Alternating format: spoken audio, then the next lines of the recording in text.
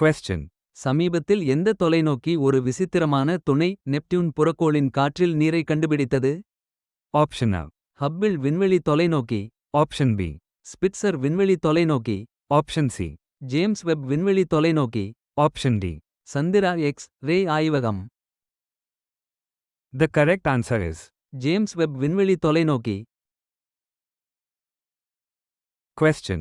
இந்தியாவில் ஒரு பெரிய பனிச்சிறுத்தை எண்ணிக்கை இருப்பதை வெளிப்படுத்திய கேமரா பொறி ஆய்வு எங்கு நடத்தப்பட்டது? Option A. Sikkim. Option B. Arunachal Pradesh. Option C. Ladakh. Option D. Himachal Pradesh. The correct answer is. Ladakh. Question. ஹுட்கோ எத்தனை மாதங்களில் 0 என்பிஏ வாராக்கடன் நிறுவனமாக மாற இலக்கு நிர்ணயித்துள்ளது? Option A. 6 மாதங்கள். Option B. 12 மாதங்கள். Option C. 18 மாதங்கள். Option D. 24 மாதங்கள். The correct answer is. 18 மாதங்கள். Question.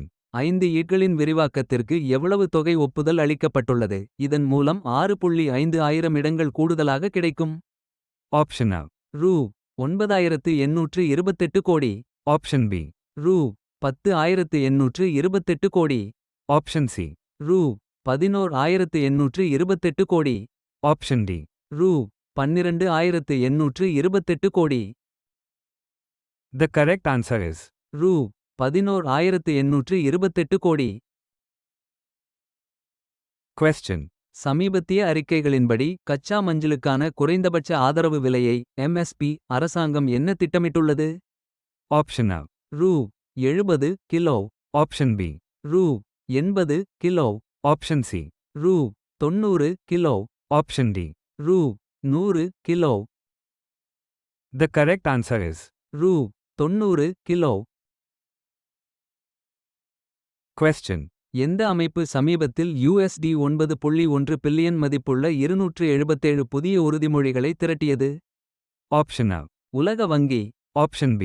சர்வதேச நாணய நிதியம். Option C. எங்கள் கடல் மாநாடு. Option D. ஐக்கிய நாடுகள் பொதுச் சபை. The correct answer is. எங்கள் கடல் மாநாடு.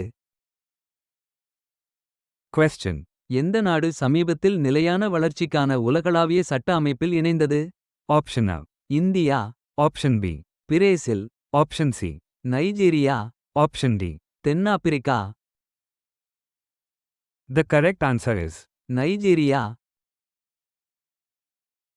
Question. பசிபிக் கூட்டணி சமீபத்தில் எந்த நாட்டுடன் தடையற்ற வர்த்தக ஒப்பந்தத்தை அமல்படுத்தியது? Option A. China. Option B. Japan. Option C.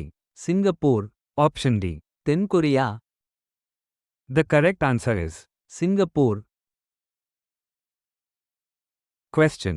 2025 Jio நிலையான வளர்ச்சி விருதை பெற உள்ள அமைப்பு எது? Option A. UNEP. Option B. IIESA. Option C. உலக வங்கி. Option D. NITI Aayog. The correct answer is. IIESA. Question. 29 பாதுகாப்பு நிபந்தனைகளுக்கு ஒப்புக்கொண்ட பிறகு எந்த அமைப்பு சமீபத்தில் ஸ்டார்லிங்கிற்கு லோய் நோக்க கடிதம் வழங்கியது?